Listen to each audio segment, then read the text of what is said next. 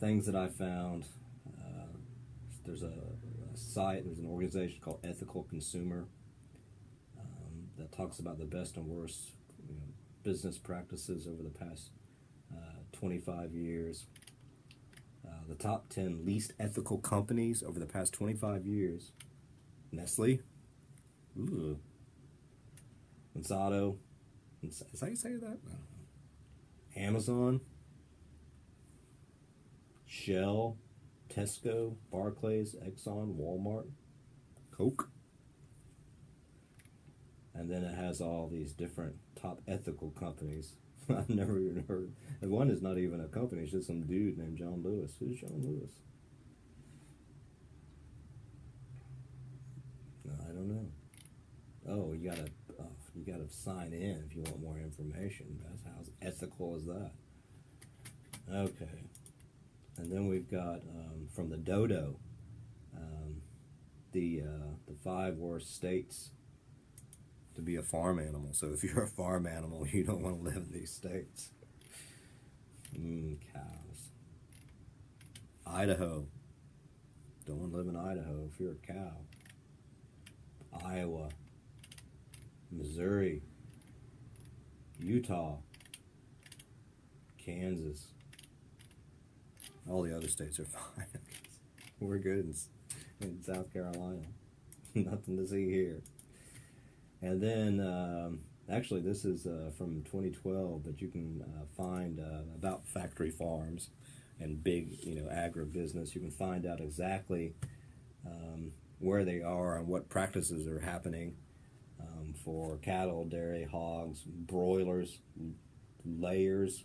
Just layers, it's little eggs. That's what it. So, for instance, here in Richland County, where I am right now, it tells me that approximately in 2007, so 10 years ago, 154,000 or so animals, basically chicken, were broiled. We're put in broilers. Lexington County. Oh, look at a lot more broilers. Layers. Lots of things going on there. So you can go and look at all these different factory farms and what they do. Oh, how they exploit migrant labor and undocumented immigrants, brutalize and torture non-human animals. It's sad.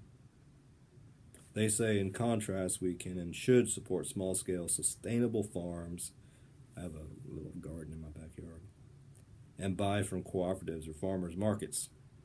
This avoids many or even all of those negative effects, while also giving money to people who will invest in local schools, churches, infrastructure, and politicians. That's cool. So, yeah, we need to consider how we are using our purchasing power. And again, this is a lot of this stuff is about food, but it has all these ideas of alternative markets. Obviously, farmers markets, Soda City, food cooperatives or co-ops, something called a really, really free market. I don't know really what that is. Increasingly popular are the really, really free markets. Events where people bring things they no longer want or need to give others for free. Like I've had, in where I live, plant exchanges and things like that. Something called the free cycle. Instead of recycle, free cycle, free stores. We have a free store here on campus, but not food. I think it's mostly clothes and stuff like that. I wouldn't go underground unless there's a tornado. It talks about there are underground markets. But most of them are, illegal. Where are you going? You need anything from the underground? Yeah, get some bread and milk. And some hot dogs and K-Rab dip. Ooh, and some chips. I did find a site here that is a government site here in South Carolina. Where to buy local. And so you can actually go to all these things and find certified roadside markets, community-sponsored agriculture, state farmers markets, certified South Carolina grown members, community-based farmers markets, agro-tourism farms, lots of things. Let's look at community-based farmers markets. Where I can go? All different types. Let's say I am in Richland County. Where am I? Oh, these are towns. I thought they were.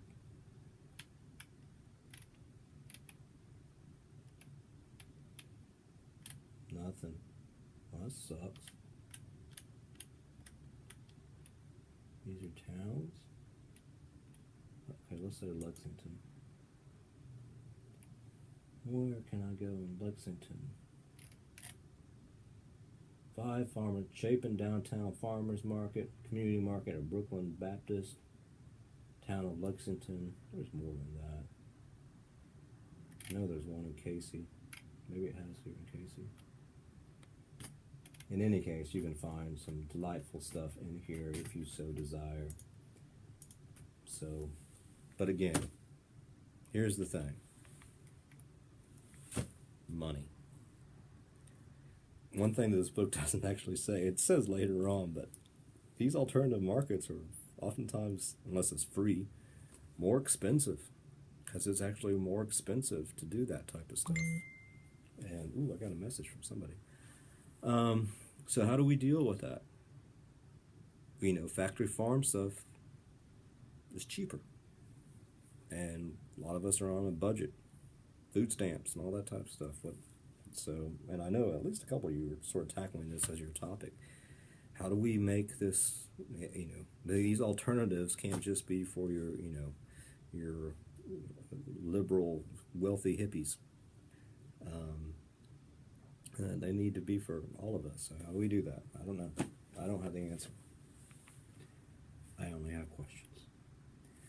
The next part, still dealing with food stuff, is we need to read the labels. When we're at the store, again, I'm thinking about everyday actions to help, but most of this is about food. Labels are not always accurate or honest. Do research to find out what's behind the label.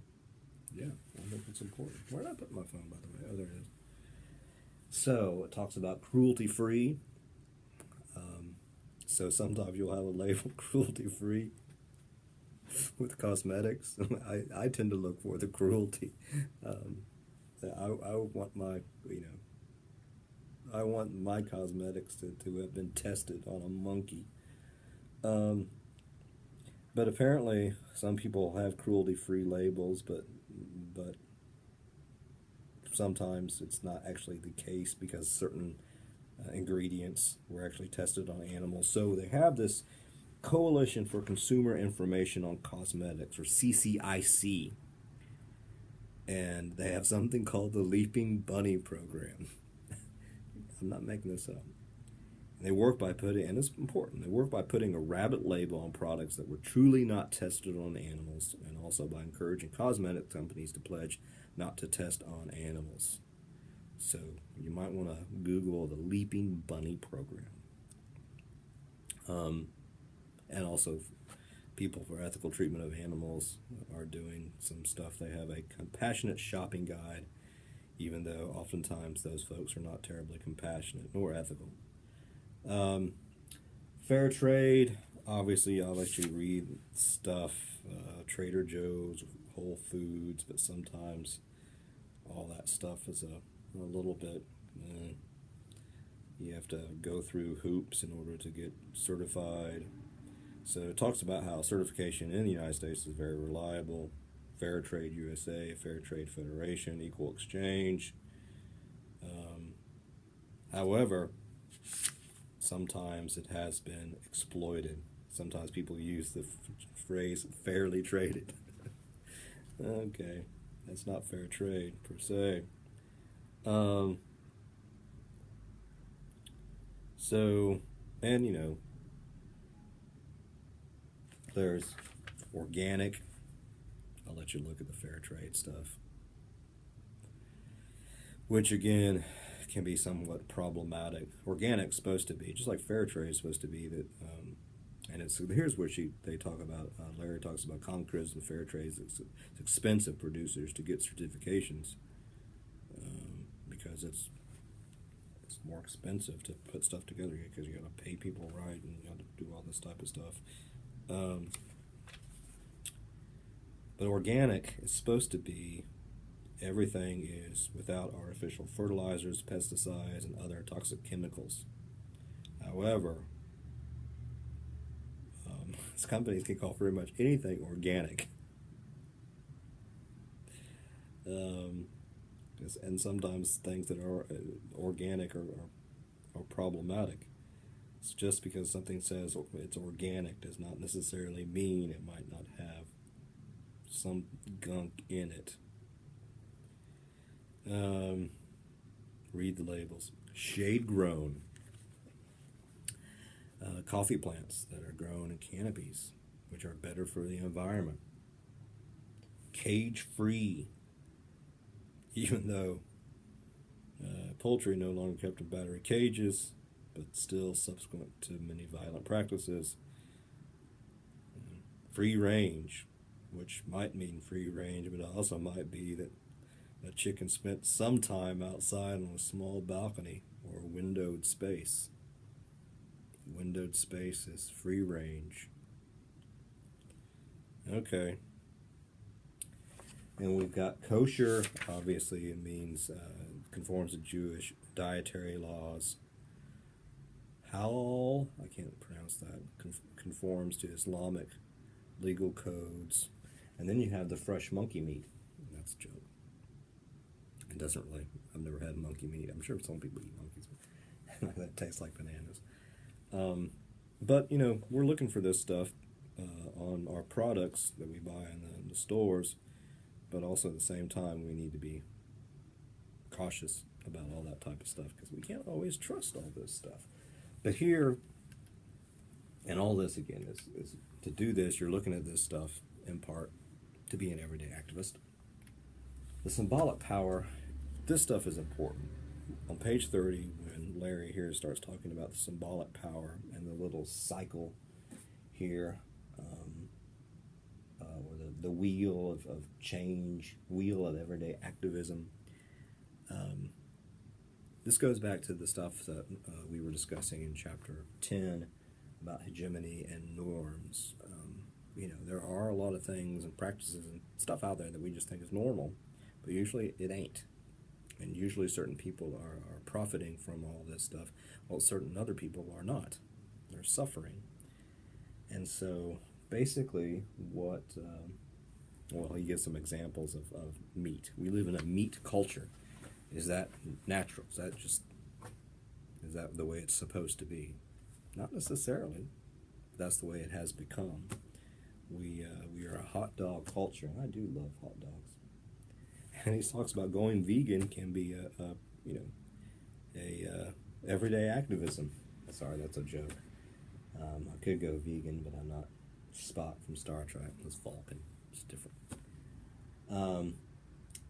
But the idea here is that we do our research, we make our choices to do this, that's not this over here, and that potentially could influence others, create something that is a counter norm, and change other people's behaviors, and so we get a new norm that's not a norm, a counter norm, but it could be better, like everybody eating this instead of that. Instead of frozen entrees, you have fresh produce. But again, things are a little bit easier written and said than actually done in a world where we have jobs, have kids, have money or not, or whatever. So it's more complicated than just, ooh, I'm going to be a vegan, I think, from my perspective. But then it goes on to talking about, it's not just about food. Obviously, we need to change what's normal. Wearing certain clothes, not made in sweatshops, got to do a lot of research there. Using mass transit, even though mass transit ain't all that great. Riding a bicycle, even though bicycle lanes. See, it's like the system is against us. Use reusable rather than disposable water bottles. Recycle plastic. Use the least amount of electricity